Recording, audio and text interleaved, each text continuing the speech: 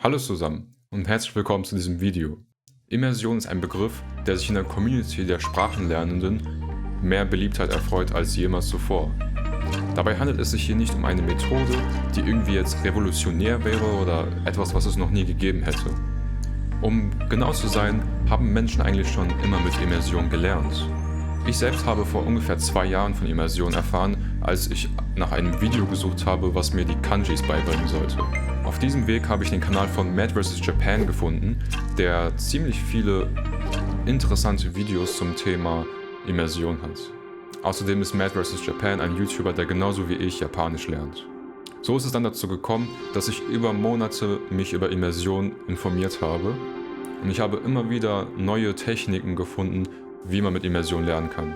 Generell ist Immersion sehr gut dafür, um sehr viele neue Sachen auszuprobieren und das macht wirklich verdammt viel Spaß. Es ist mittlerweile eigentlich schon das Hobby, mit dem ich am meisten Zeit verbringe, einfach weil es wirklich so viel Spaß macht. Ich habe auch das Gefühl, dass ich jetzt durch diese 2 Jahre, in der ich das jetzt schon gemacht habe, ein relativ gutes Gefühl darüber habe, wie man wirklich gut Immersion machen kann. Und das möchte ich hier auf YouTube mit euch teilen. Deswegen hoffe ich, dass euch meine Videos gefallen werden. Aber bevor ich weiter rede, reden wir doch mal darüber, was überhaupt Immersion ist.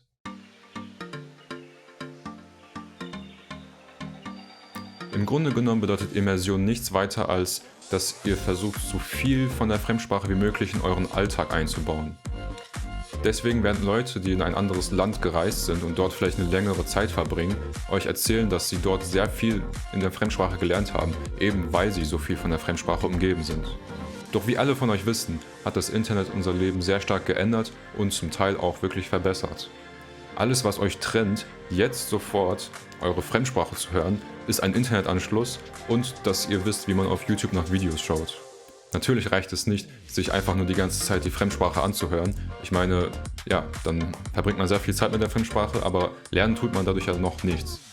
In erster Linie ist es natürlich wichtig, dass ihr Wörter lernt, weil Sprachen bestehen logischerweise aus Wörtern. Das heißt, ihr werdet einen großen Teil damit verbringen, euch Sätze anzuhören, von denen ihr die meisten nicht verstehen werdet und das ist auch voll okay, aber ihr werdet nach den Sätzen Ausschau halten, in denen ihr vielleicht nur ein einziges Wort nicht kennt. Und diesen Satz schreibt ihr euch dann auf. Oder, was ich in einem späteren Video noch erklären werde, ihr benutzt Anki. Das ist jetzt zum Beispiel so eine beispielhafte Technik von Immersion.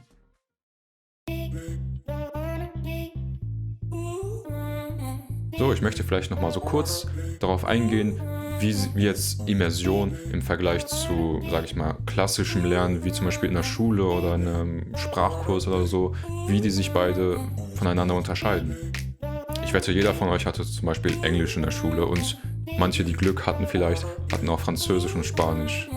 Also alle Menschen, mit denen ich geredet habe, die haben zwar gesagt, ja okay, der Unterricht in der Schule bringt natürlich auch was. Ich meine, da lernt man zum Beispiel Grammatik, sowas, was man vielleicht selber nicht so gerne macht. Aber viele werden halt auch sagen, dass sie durch Filme, durch YouTube, durch Spiele, Bücher und was es alles noch gibt, dass sie dadurch viel mehr gelernt haben. Und ich halte das auch gar nicht so für unwahrscheinlich, um ehrlich zu sein.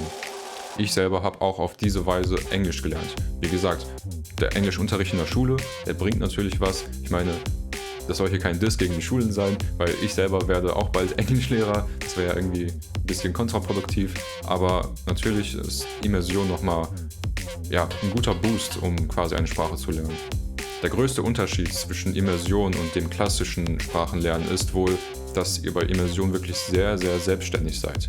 Das heißt, ihr habt keinen Lehrer, der irgendwie eure Hausaufgaben kontrolliert oder keinen Test in dem Sinne. Ich meine, klar, ihr könnt einen Sprachtest machen, aber ihr müsst es quasi nicht, um weiterzumachen mit dem Lernen. Und ihr habt auch nicht zwangsweise einen grünen Vogel auf eurem Smartphone, der euch sagt, dass ihr heute noch 10 Minuten Japanisch lernen müsst. Also wie ihr merkt, Immersion ist wirklich sehr selbstbestimmt. Und es ist halt auch eine super Methode, um seine Hobbys mit einer Fremdsprache zu kombinieren. Aber ist es wirklich so einfach? Ist alles, was wir tun müssen, wirklich nur die Sprache bei Netflix zu ändern? Schauen wir uns das mal näher an.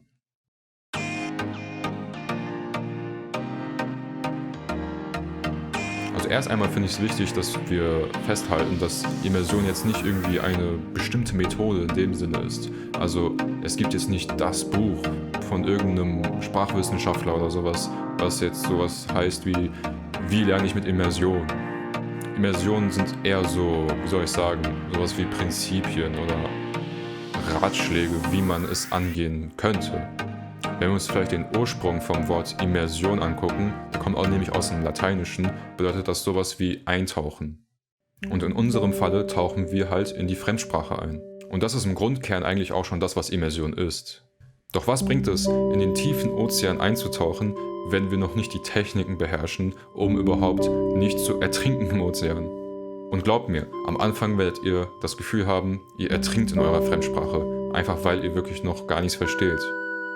Das braucht euch keine Angst machen, weil andere haben schon gemeistert, wie man in diesem Ozean schwimmt.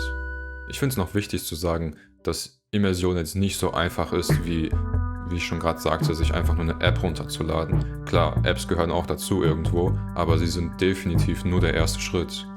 Der große Vorteil an Immersion ist auch, das ist eigentlich überwiegend kostenlos. Also klar, ihr bezahlt zum Beispiel jetzt, sag ich mal, für Netflix oder so, bezahlt ihr ja eigentlich sowieso und das benutzt ihr dann quasi nur noch. Ich meine, auch die ganzen Infos zu Immersion sind kostenlos im Internet und könnt ihr jederzeit nachschauen. Wie gesagt, ich möchte quasi auf meinem Kanal Leuten Immersion näher bringen, aber wenn ihr jetzt nicht unbedingt auf meine Videos warten wollt und ihr vielleicht schon ganz gut Englisch könnt, dann könnt ihr natürlich auf die Seiten von Mad vs. Japan gehen, Migaku, Refold und wie sie nicht alle heißen. Wenn ihr aber die ganze Sache mit Geduld angehen wollt und sagt, okay, ich habe es jetzt nicht so eilig, ich muss jetzt nicht jede Nacht mich da komplett reinlesen, dann könnt ihr natürlich auch auf meine Videos warten und mir Fragen in den Kommentaren stellen. Warum ich empfehlen würde, mit Immersion zu lernen? Ich würde euch Immersion empfehlen, weil ihr dabei die Sprache euch aneignet und nicht einfach nur lernt. Ihr alle kennt es wahrscheinlich. Diese ganzen Apps und Seiten und Kurse, die euch versprechen, so und so flüssig in so und so viel Wochen oder so.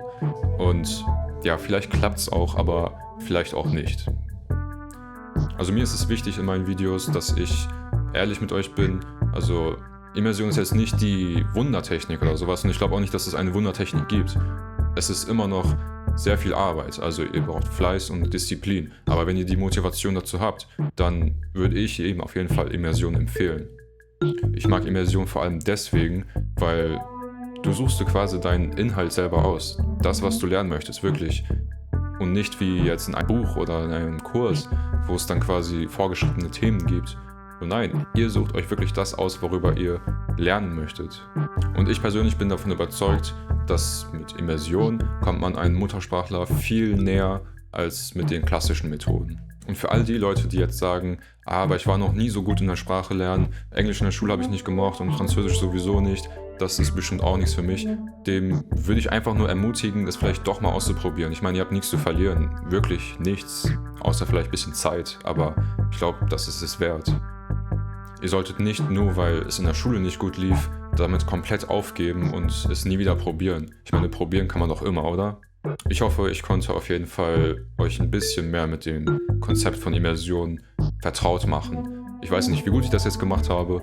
Es gibt bestimmt noch einige Sachen, die ich vergessen habe, aber wie gesagt, für die Leute, da kommen noch mehr Videos zu. Wenn euch das wirklich interessiert, dann seid mal gespannt darauf. Das war's dann erstmal von mir. Ich bedanke mich auf jeden Fall, dass du ein bisschen zugeschaut hast und wenn es dir gefallen hat, dann drop doch mal vielleicht ein Like und wenn du mehr sehen möchtest, dann darfst du natürlich auch abonnieren. Ich würde mich auf jeden Fall riesig freuen. Aber bevor du jetzt wegklickst, habe ich noch eine Frage an dich. Was für Erfahrungen hast du mit Sprachenlernen gemacht? Und was hältst du jetzt vielleicht von dieser Idee von Immersion? Vielleicht gehörst du zu den Leuten, die sagen, Sprachenlernen, das ist nichts für mich. Oder vielleicht sagt ihr auch, boah, ich bin richtig gut im Sprachenlernen und bin voll gespannt, was jetzt noch so kommt. Schreibt es mir auf jeden Fall in die Kommentare, mich würde es wirklich sehr interessieren. Und wenn ihr das dann gemacht habt, dann würde ich sagen, bis zum nächsten Mal. Bye, bye.